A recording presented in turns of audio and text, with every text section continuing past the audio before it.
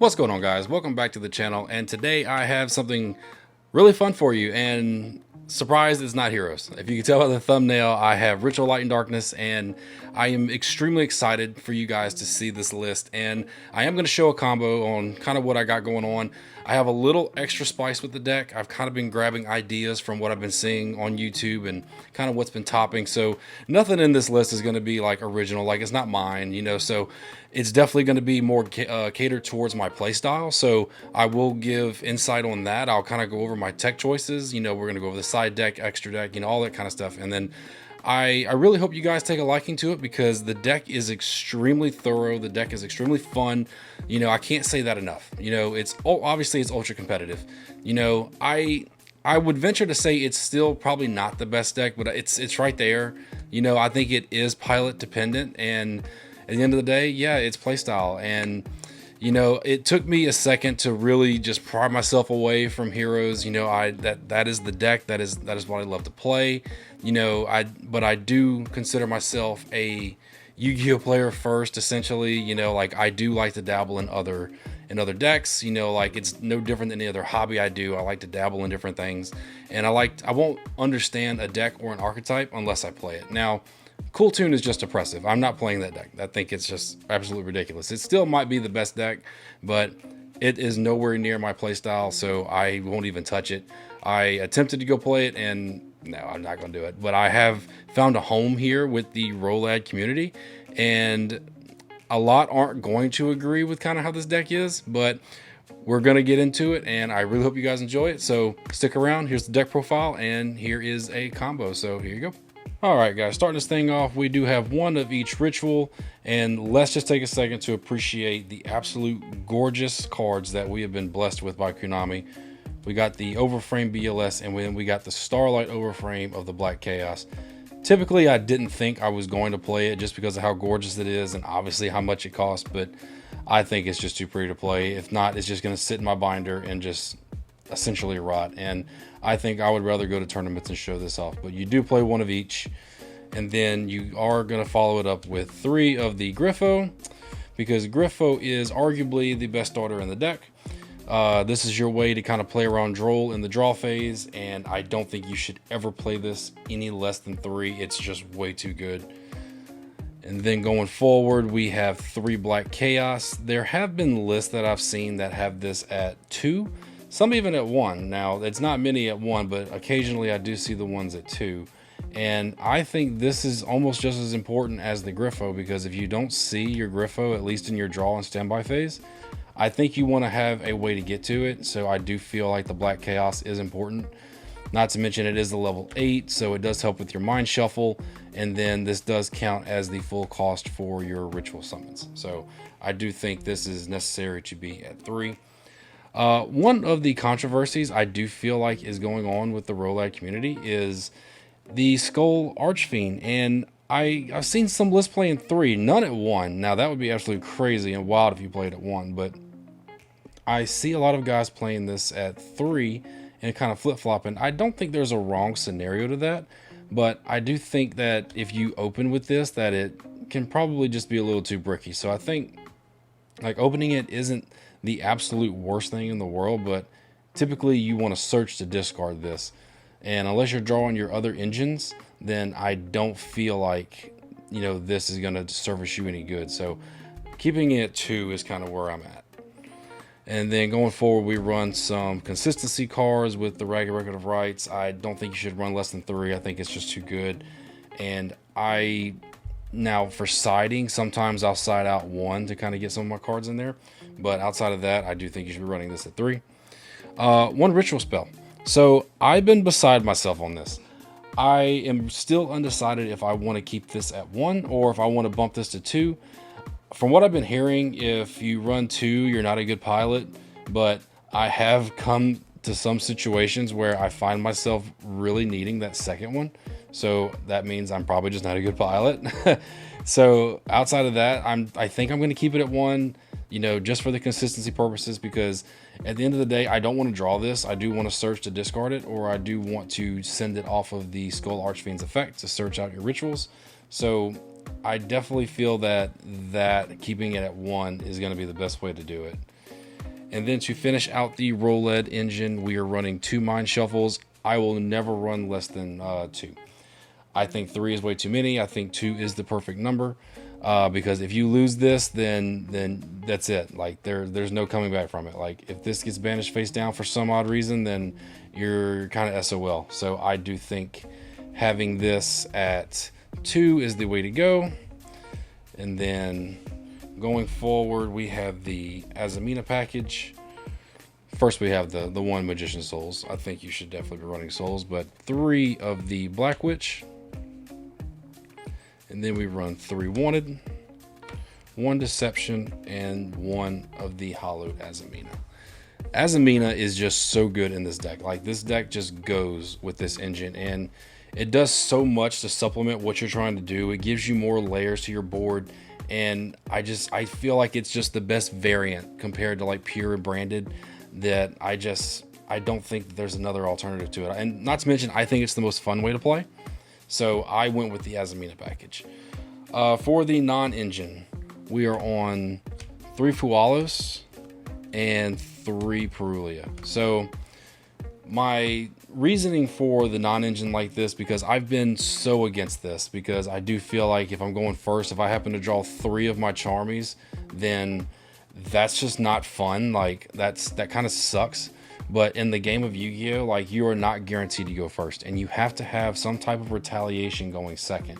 And I do feel like you want to find a way to dig into your deck even more. Even if you draw just the 1 Fua and you draw into 4 of your engine and you have a lot of gas, your opponent is not going to want to play into either one of these. It doesn't matter really what deck it is. Like, either way, you're more than likely going to get at least 1 or 2 draws off of it. So you want to try to get as much draw power as possible to dig into your deck as much as possible. On top of that, the deck doesn't have really any normal summons besides Griffo. So in some situations, if you draw into it and it's a little extra, then you just normal summon it and kind of use it for an extra body. And then you are playing the Diabell Star. This could be discard fodder. So it's not going to be a bunch of crazy situations where it comes up where you have all these Charmers in your hand. Not to mention, 9 times out of 10, you get them, they'll waste an Ash on it. And, you know, like, it happens to me all the time. I drop a Fua, they Ash it. So it is what it is. Speaking of Ash, we do have the way to out the Charmies, because I do feel like the Charmies in some form and fashion hurt this deck a little bit. And a lot of times Ash doesn't do a lot on its own. I do feel like it's probably one of the weaker hand traps in the format, but I do still think it's necessary, because, like, for me, like, I don't have a YCS until Houston, which is going to be in October, so I'm not really playing for that meta yet. I'm still playing for the current meta, and I have a regional coming up this weekend, and I do think when you're at a regional, you're going to see more of your mid-range decks, your rogue options. So these are going to be a lot more kind of based towards that. And then we have 2 Droll, and then another kind of controversy that a lot of guys really aren't considering is the Impulse. A lot of them aren't doing it because it does kind of conflict with your Droll, it conflicts with your Charmy, and it conflicts with your BLS, which that can be a lot in the deck. But at the same time, if I'm going first, then I'm not worried about this.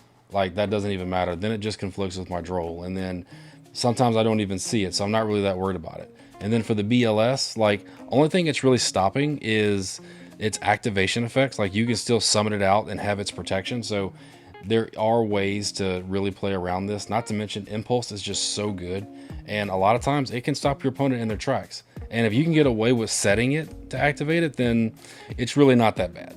So I think Impulse is very good to draw into off of your Charmies, because a lot of times you can just gas yourself into overpowering your opponent's board, especially if they're going to end on half boards. Between Fua and drawing into Impulse, I think it's going to be really, really well. Going on with some of the non-engine, we have Foolish Burial. That is obviously for your Skull Archfiend, and then for some other spice that I have in the deck coming up. 1 Call By. I do think Call By is just really good, and not to mention, it's really awesome to get your Black Magician of Black Chaos to go back after you Call By them, go back and get this and do it again. Like, it's just so good. And then that is it for the quote-unquote non-engine. We have just one more little piece of it. We have a little spice. We are running Dark Lord and Droplet and Crown. So this is phenomenal. This is just excellent. So being able to send this off of your Zan or whatever that card's name is, and then you have Foolish Burial that can send it as well. You send this to go get your crown or your droplet, and then not to mention on the crackback, once you get this back into the deck, you can kind of recycle it and then go back and get your crown. So your droplet for the crackback for the OTK. Like, it's so good. Like, I really can't fathom like just how great it is that this can get you into more insulation on your board. And a lot of times when players see this, they just scoop, because like you're gonna have so much interruption at that point, depending on what you're playing against. Like, it's just great. And then not to mention, if you draw into one of these and you send it, you just get the other one. So now you have 2 layers of interruption, and you're not even hardly in your combo. So it's just too good. It's amazing. But that's it for the deck. That is 44 cards. The deck has been ultra consistent, and I haven't had really any issues with it. Now it's not perfect, obviously, but like I do feel like for my play style, like it's just so good. For the extra deck, we do have the 1 D-Mod, the 1 Rusialago, and the 1 Sylvia. So that is it for the fusions. Onto the links, we run the 1 Anima, we run the 1 IP, the 1 SP, we run Cross Sheep, we run Dark along with Celine. This to link climb into your access code. This card is broken. This is how you're getting to your Dark Lord. You'll summon this, you'll send this to go get your forbidden cards, and then you just link climb into there. 1 Protect Talker, 1 Firewall, 1 Abow, and then this card that's going to get banned before the end of the year. This card is just phenomenal. This is what basically lets you layer your board in order to basically insulate it to where your opponent's just not going to break it. But that is the extra deck. Again, I don't know what else I would cut out of it in order to make it a little better. There are different things, like because like I play the Dark Lord version of this. So before, when I was playing this, I was sending Albion in order to go get Fallen of the Virtuous. So that's the only real difference, like kind of spice that I put in this. But most of your decks are going to be running Albion for Fallen of the Virtuous, just because it targets and it's a pop. So I can definitely see that too, but I kind of like going into Crown and Droplet for that. So for the side deck, we have 1 Solemn Accusation, 1 Judgment, and 1 Warning. The only reason we have 3 different Solemns is because I don't own 3 of this. If I had 3 Accusations, I would run 3. But for that, we run just the different Solemn package to kind of insulate your board. And then we have 3 Guardians. Now, my mindset behind this is that a lot of your players aren't shotgunning Fua and Perulia anymore. So Fua essentially does, in a way, kind of hurt this deck, because obviously I have to link climb in order to get where I need to get to. Now, I do think going forward, once they know what I'm on, they'll probably shotgun Fua. But from what I've seen in testing, this is how it's been going. So basically, since like I said before, the deck doesn't have really any normal summons. So if I get past the standby and it gets to my main phase, and I have this, I just normal summon out Guardian. And then if they have Fua in hand, they're just kind of SOL, because I'm not going to let it resolve. Going forward, we have Mistaken Arrest. And this is basically for your rogue decks, and honestly, Cool Tune. Like, I don't have too many options for Cool Tune. Like, besides Droll, we can use Mistaken Arrest, Solemn packages, things like that. They kind of dive into it to where you can just shut them off from playing the game. And then the next biggest thing that has been giving me somewhat issues is the mirror match. So in the side deck, we decided to do 3 Lava Golems, 2 Ogres, and then the 1 Talents, just to kind of use this to draw into these things. And the mirror match essentially has been a little rough, because like for me, obviously, like I said before, I think the deck is very pilot dependent, and there's things I'm still learning about the deck even now. But essentially the deck is so much fun. I win a whole lot more games now than I lose. Now that I've really adjusted this deck to where it fits me more than it, just going off what every cookie cut list kind of looks like. And definitely the side is definitely different from what you'll see from other deck lists. Like, I don't own Pot of Sloth, so that's why you don't see Pot of Sloth. That's the other reason for like the more go first options, and that's kind of what I went for. I went for more go first options because I do feel like siding is where you're going to win the game. So, you know, this is for decks that's hard for me to play against, and then this is more or less for me to have more interruption and kind of slow you down.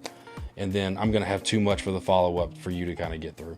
So outside of that, that is the deck list. I'd love to know your thoughts. I want to know what style of the Rolad deck that y'all are playing. You know, like, are you playing full-blown Azamina where you're going with super polys and you're going way more fusion than this, you know, like Dragoon, you know, like there's so many options out there, and I would absolutely love to hear your feedback on this. And going forward, I am going to be trying to post more videos. You know, life kind of happens and you don't post as often, but I do hope you guys enjoyed this deck profile, and I definitely can't wait to tell you the results of the regional I have coming up this weekend. But with that said, here is a combo that I've enjoyed doing and kind of give you an insight on how I play the deck. All right, guys, so for this combo, all you're going to need is a Griffo. So in your draw phase, you're going to discard Griffo. Griffo is going to set the Mind Shuffle, and then since its effect, you can activate the Mind Shuffle as soon as it's set. You activate your Mind Shuffle, and then you're going to go get your Chaos, and then we are discarding Chaos. So on Chaos's effect, it's going to dump the Ritual Light and Darkness, and then from there, you're going to search your Black Chaos. So from here, you're going to activate Ritual Light and Darkness in Graveyard. You're going to get this and your Griffo. So, like I said in the deck profile, you don't have really any normal summons in this deck, so you might as well take advantage of your Griffo. So we normal summon our Griffo, and then we're going to immediately link it off into our Anima. From here, you're going to want to do your Ritual Light and Darkness. You're going to take your Griffo, and you're going to banish it for cost, and then you're going to summon out your Black Chaos. And then on the summon of Black Chaos, it's going to get you a spell, so you can go get your Ritual Light and Darkness spell from your graveyard, and you have it for there. From here, you're going to banish your Black Chaos.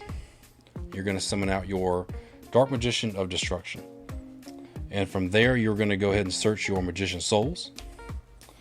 So far, we have one extra card in hand from everything so far. So here, you're going to do Magician Souls effect, and you're going to send for cost, you guessed it, your Black Witch. So from here, you're going to special summon your souls.